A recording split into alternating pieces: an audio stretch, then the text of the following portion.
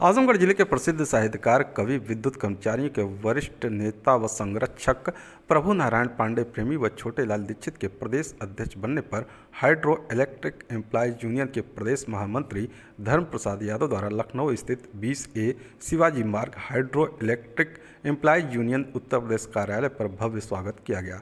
इस दौरान मीडिया से बातचीत में विद्युत कर्मचारी संयुक्त मोर्चा के मुख्य संरक्षक प्रभु नारायण पांडे प्रेमी व धर्म प्रसाद यादव ने क्या कुछ कहा, आप भी सुनिए।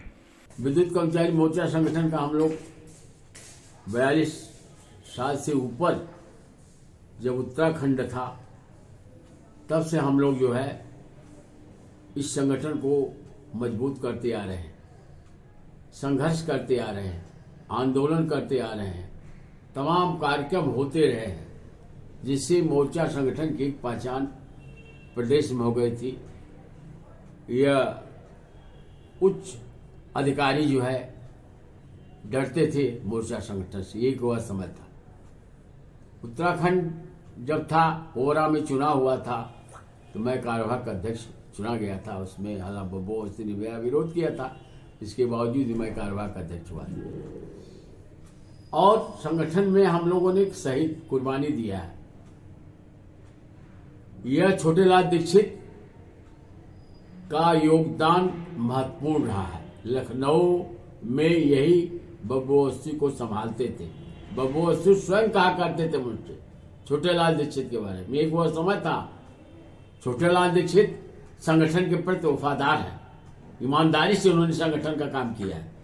संगठन का स्तर गिर रहा था, इसके बावजूद भी हम लोगों ने उनका सम्मान दिया कि चलने दीजिए।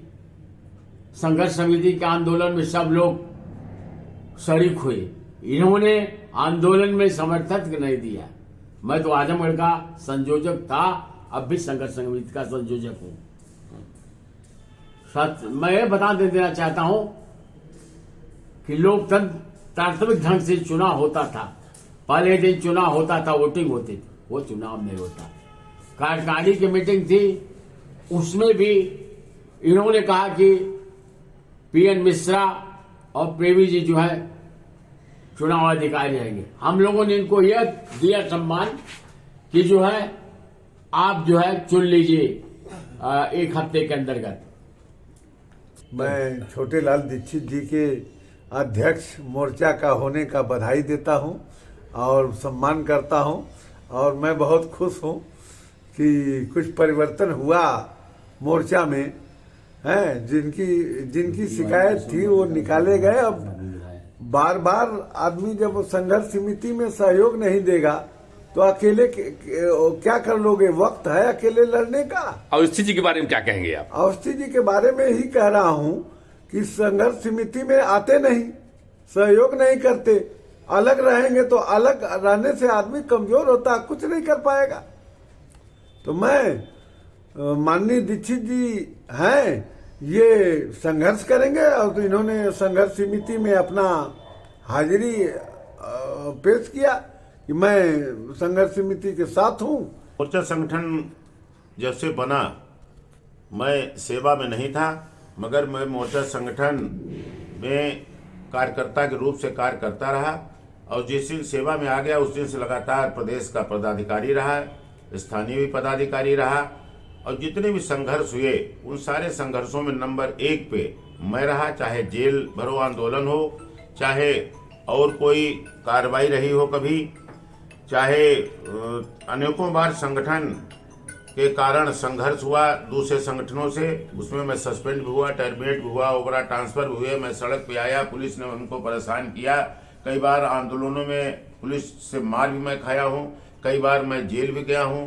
और पूरे प्रदेश का मैंने उत्तराखंड से लेके, और जब उत्तराखंड था इसमें उत्तर प्रदेश में, तो मैं पूरे उत्तराखंड का एक एक जगह का, एक एक कस्बे का मैंने दौरा किया और पूरे प्रदेश का दौरा किया। उसके बाद लखनऊ में पूरा संगठन को बहुत कस के मजबूत कर दिया। आज संगठन की स्थिति बहुत मजबूत है, और उसमें मैं कार्यवाहक अध्यक्ष आज 10 वर्ष से था।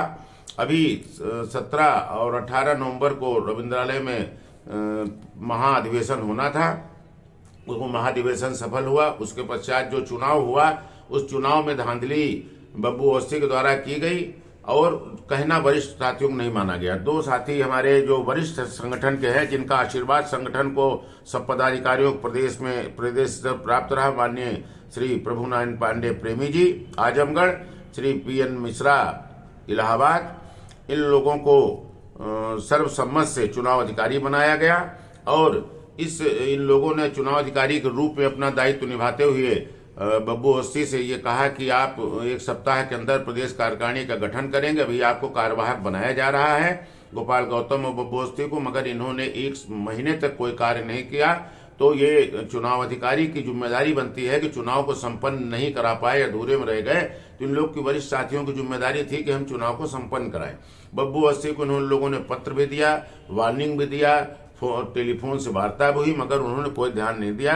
मजबूर होकर इन लोगों को 8 दिसंबर को अपनी प्रदेश कार्यकारिणी की घोषणा करनी पड़ी, जिसमें मुझको अध्यक्ष बनाया गया और प्रदेश कार्यकारिणी का गठन इन लोगों ने कर दिया। उसके पश्चात उन्होंने अपनी खींच मिटाने के लिए उसको न स्वीकार करते हुए 10